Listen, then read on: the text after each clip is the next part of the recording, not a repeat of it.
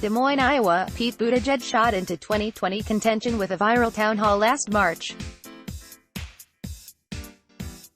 On Sunday, he turned back to that setting for one final pre-Iowa caucuses boost, this time on Fox News, seeking an audience of disaffected moderates and future former Republicans to pitch on electability.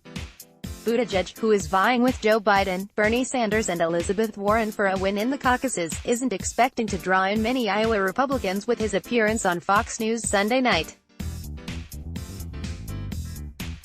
But the platform jibed with Buttigieg's closing message in the state, that the 38-year-old ex-mayor is best positioned to bring the party together to defeat President Donald Trump in November. Advertisement: this network is known for having a lot more conservative viewers, but I don't think you have to be a Democrat to see what is wrong with this president, Buttigieg said, when asked about how he would appeal to Republican voters in the general election. If you're having trouble looking your kids in the eye and explaining this presidency to them, you have a choice. It's about the general election, said Iowa State Sen. Bill Dotzler, who has endorsed Buttigieg, and noted that Iowans must be registered Democrats to participate in the caucuses on Feb. 3. It's about sending a message to Democrats that this is the candidate who can reach across the political divide and try to bring people together. Buttigieg is hardly the only candidate closing with that argument. Warren's campaign is arguing she has the greatest ability to unite and excite the Democratic Party by touting polling showing her with the widest cross-section of support. Biden is running TV ads in Iowa, showing him beating Trump in battleground state polls. On the campaign trail, Amy Klobuchar regularly mentions the 42 Minnesota counties that she won in 2018 that Trump also won in 2016. But Buttigieg's surrogate said that going to argue his case on Fox dovetails with his strengths as a candidate, as well as his weaknesses.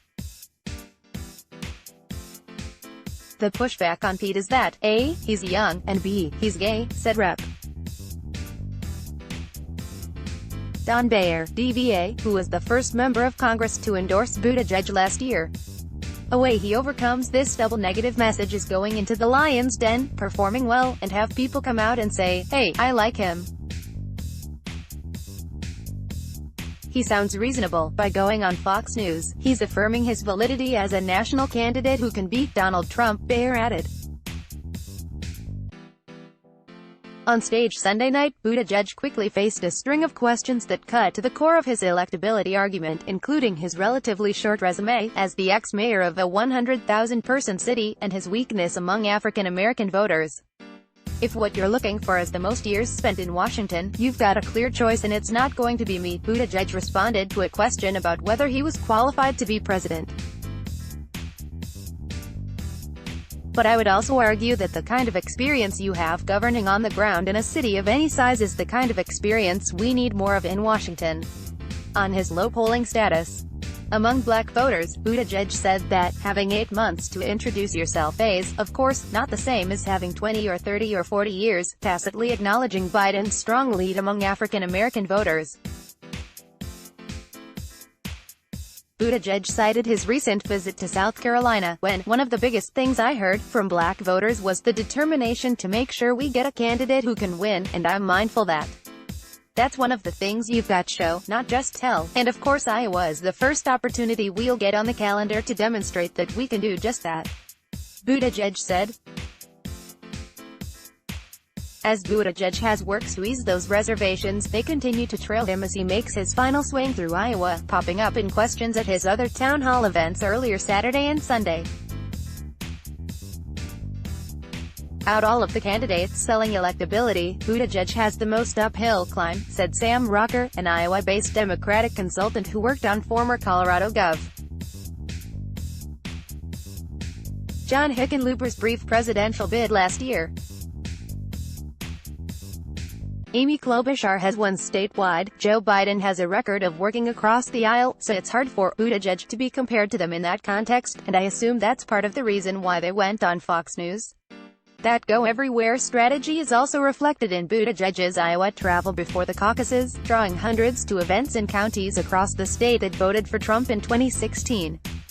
His campaign also cut a 15-second digital ad that's running statewide, reminding voters that 31 counties were flipped from Obama to Trump, the its narrator says, flashing footage of Buttigieg's events. Pete is going everywhere and meeting everyone. This is how we win. I think the difference is going to come in rural areas because everyone else is fighting over Waterloo and Dubuque in Iowa City, and who's fighting over Storm Lake? Pete Buttigieg is the only one showing up, said Art Cullen, editor of the Storm Lake Times, who endorsed Warren but attended Buttigieg's Saturday night event in the 10,000-person city in northwest Iowa. You can dominate a rural precinct with organization, and he's got that organization plus his presence. Buttigieg didn't take on his primary rivals by name, but he took some veiled shots, even on the grounds of his lack of experience. I've heard some folks saying, this is no time to take a risk, and I agree, but I think the biggest risk that we could take, right now, would be to try to go up against this president with the same old playbook that we've been relying on that helps explain how we got here in the first place. Buttigieg said, I think it's time for something completely different. One of Buttigieg's more memorable exchanges in Sunday's Fox News town hall came when an anti-abortion Democrat asked Buttigieg about softening the party's platform language around abortion to make the Democratic tent more welcoming of people like her. I respect where you're coming from, and I hope to earn your vote, but I'm not going to try to earn your vote by tricking you. I am pro-choice, Buttigieg said. I know that the difference of opinion that you and I have is one that we have come by honestly and the best that I can offer, and it may win your vote, and if not, I understand. If we can't agree on where to draw the line, the next best thing we can do is agree on who should draw the line, and in my view, it's the woman who's faced with that decision. As Fox News' Chris Wallace noted, Buttigieg's questioner did not clap for his answer. Let's block ads. Why?